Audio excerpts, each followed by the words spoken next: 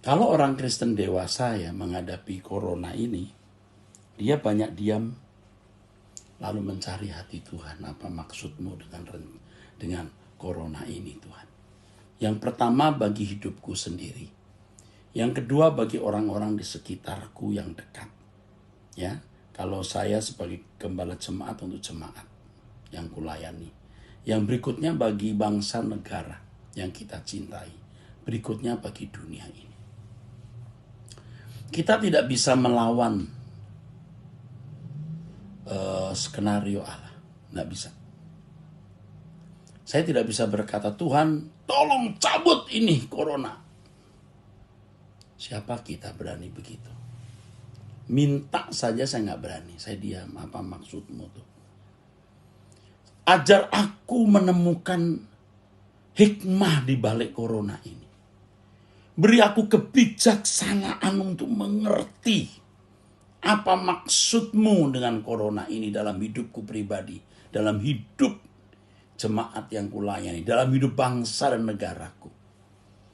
Dengan adanya corona, saudaraku, mau tidak mau kita bisa melihat seberapa dalam kasih kita kepada sesama. Seberapa tulus kita memiliki kesetia kawanan untuk orang lain. Untuk saudara-saudara kita sebangsa. Ya, setanah air. Dan kalau kita buat sesuatu yang tidak usah ditunjuk-tunjukkan, saudara.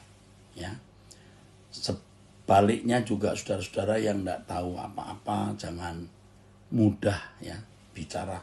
Tuh nggak ada gereja yang berbuat apa-apa. Kalau agama lain tuh bisa. Gereja berbuat sesuatu juga tidak cerita-cerita, saudara. Memang ada gereja-gereja yang menggenggam tangannya. Tapi ada gereja-gereja yang menjadi anggur tercurah, roti terpecah. Jadi kita harus tangkap maksud Tuhan di balik persoalan ini apa. Maka lagu tadi, ajarku tak curiga padamu, sangsikan kasih dan tulus pribadimu. Kau Allah yang setia, maha bijaksana, dapat aku percayai. Nah, masalahnya banyak orang itu maunya di dunia ini nyaman. Padahal di dunia ini kita itu di-training, saudaraku. Jadi Tuhan mengizinkan keadaan ini, saudara, karena memang mau mendewasakan kita. Jadi kita jangan marah-marah, jangan bersungut-sungut. Dan jangan coba-coba melawan. Kita jangan mencoba melawan Tuhan. Tuhan tahu apa yang baik untuk kita. Ya, Tuhan tahu apa yang baik untuk bangsa dan negara ini, saudara. Tuhan tahu apa yang baik untuk dunia ini. Tidak mungkin corona ini bisa bergulir di luar kendali Allah. Lah, segala kuasa di surga, di bumi, di dalam tangan Allah semesta alam. Apakah ini di luar kendali Allah? Ya tidak mungkin, saudara. Semua di dalam kendali Allah, ya kan? Begitu, saudara. Ayo kita ngerti ya. Kita lebih berhati-hati ya, menjaga kesehatan, meningkatkan imun ya. Yang selama ini makan sembarangan, kita sekarang harus menjaga tubuh kita ya. Imunitas kita menentukan kelangsungan hidup kita, bukan? Dengan adanya corona. Yang tadinya anak kemana, ibu kemana, bapak kemana, sekarang bisa ngumpul dengan adanya corona. Tentu aspek-aspek negatif lain juga ada, saudara. Orang-orang yang boros selama ini, giliran sekarang tidak bisa mencari nafkah seperti biasa, baru nyesel kenapa tidak hemat.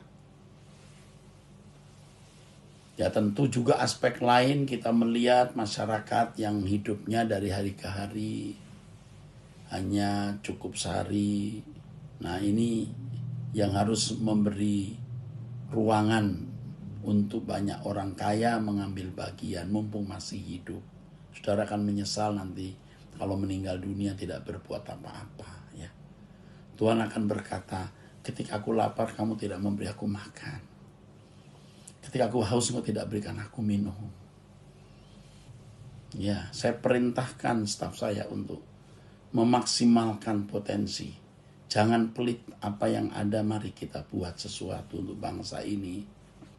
Kita mau berusaha, saudara, di sisa umur hidup kita ini persiapan untuk kekekalan saja. Sudah banyak waktu yang kita gunakan untuk kesenangan kita sendiri, banyak. Kepuasan-kepuasan diri kita sudah banyak. Dan dunia akan makin rusak, makin hancur. Kita persiapan saja untuk pulang ke rumah Bapa. Memang rumah kita di sana, bukan di sini.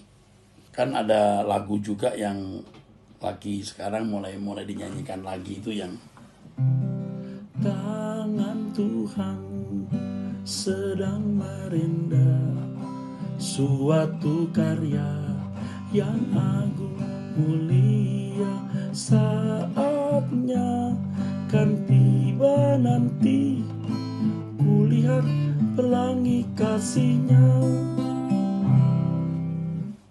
Saudara menantikan pelangi kasih Tuhan, itu pelangi di mana? Kalau pelangi di bumi ini, saudara salah. Saudara salah, pelangi kita itu nanti di langit baru, bumi baru. Jangan mau berkelit. Ya, pokoknya nanti Tuhan akan melewatkan masalah ini, nanti ada hari yang baik. Dunia tidak ada hari baik. Dunia akan makin rusak. Tetapi hari kita menjadi baik kalau kita menyenangkan hati Allah dan bertumbuh dalam kedewasaan.